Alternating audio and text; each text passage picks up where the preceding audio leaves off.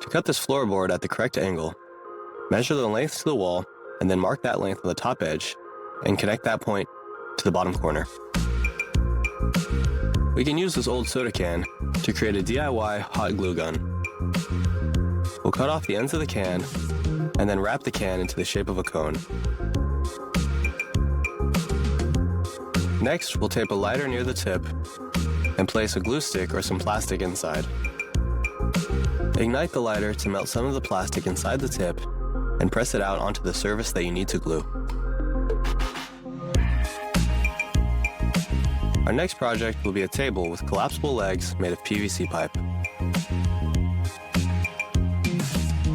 Onto the bottom of the table, we'll screw in some clips for the legs.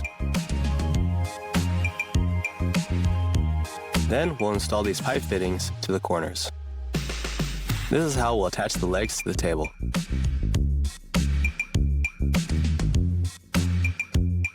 This board will make a suitable standing block. We'll cut the board in half, and then one half will be cut into 3 strips. The 2 thinner strips will be mounted onto each end of the larger block.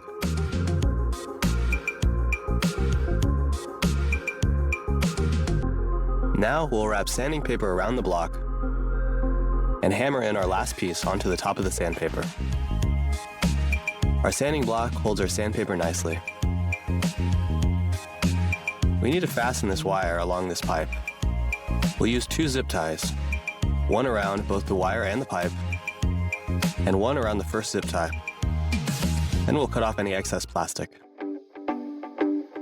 We want to better organize these cords. We'll slice this foam tubing in half.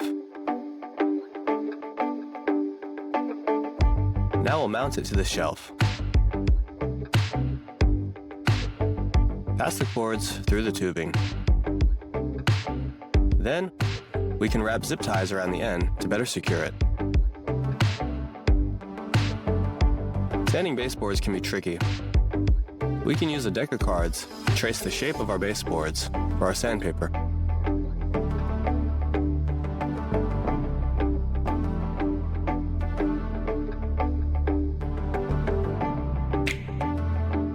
We can use a stapler to strip off the plastic from these wires.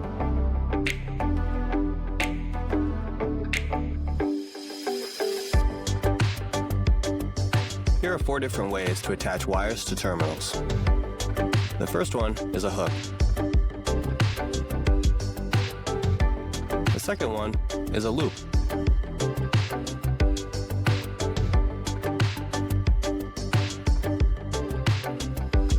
The third one uses a connector.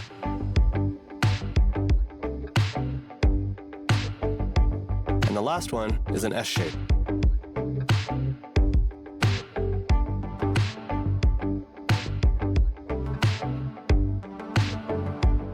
If we wrap some tape around the socket, we can pull the tape to unscrew this nut. Now let's make a tool to help us strip off plastic from our wires. We'll mount a hinge onto these 2 pieces so that they close together. Then we'll drill 2 holes through both boards like so. We can place a wire in between the 2 boards and pass the wires through to strip the plastic off them. We need to remove a large section of this board to create a mortise. First, we'll mark out the sections that we want to remove. And then we'll make multiple cuts into our cutout section. We'll use a chisel to remove the chips. We could use a chisel to smooth out the bottom edge, or we can use this hole saw drill bit.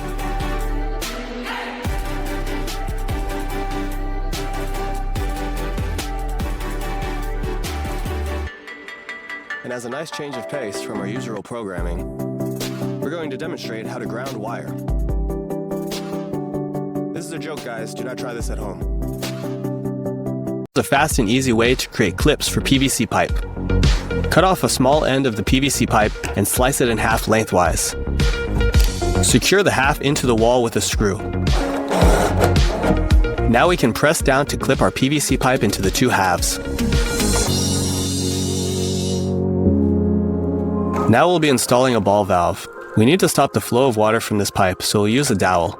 Gently hammer it in and then saw it flush if necessary. Next, we'll install the ball valve onto the pipe. This step will differ according to the kind of valve you're using. Once finished, carefully remove the dowel using a drill. Close the valve to complete the installation. Here's what it looks like from the other side when you install a hollow wall support into drywall. As it tightens, the wings flare out, which provides the support. We can make some very sturdy wall clips from the tops of plastic bottles. We'll heat the edges with a heat gun and then bend them over with a pair of pliers. Now we can screw our new clips into the wall to hold cables and pipes in place. Check out this cool way to keep your charging cables on hand. Tape a couple of magnets to the bottom of a binder clip. Now we can put the binder clip on the edge of a table to keep our cables within reach. We can remove the excess paint from paint rollers with a string and an empty paper towel roll. Press the tube down the brush to squeeze out the paint. Here's a quick and easy way to attach two aluminum frames together. Drill the screw in perpendicularly until it passes through the metal. Then turn the screw vertically and pass it through the frame below. We can make perfect circles using only a zip tie and a couple of pencils. Pass the strap through the head, then fold the zip tie in half. Use one pencil in the center of the circle and the other to trace the circumference.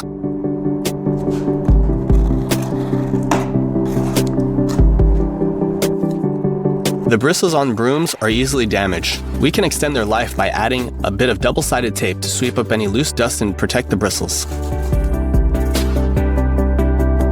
We can squeeze out the last bit of toothpaste with this next trick. Zip tie two pencils together and pass the toothpaste tube between the pencils. Installing tongue and groove flooring should be done so that the ends of each boards don't line up with the neighboring ends. We can do this by lining the boards up initially and then sliding one board down, like so. Here's a great way to twist together wires. Drill two small holes into this washer head bolt and then insert the wires into the holes. Attach the bolt into the chuck and then hold the wires with a vise. Drill to twist the wires together. If we wrap this solder around these two wires, we can solder them together using a blowtorch to melt the solder.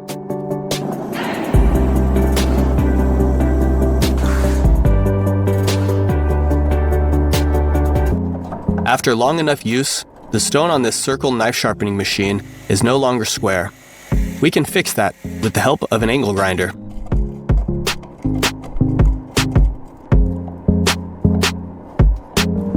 Looks like this doormat just won't stay put. We can give it some extra grip by using a bit of plastic wrap. Fold it over a few times to match the size of the doormat.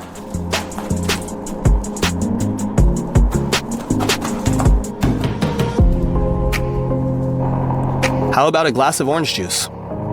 Using the top of a plastic bottle, trace and cut out a circle on the top of the orange and replace the peel with the bottle top. Attach a screw eye into the chuck and drill inside the orange. Now we can pour out the orange juice from the bottle top.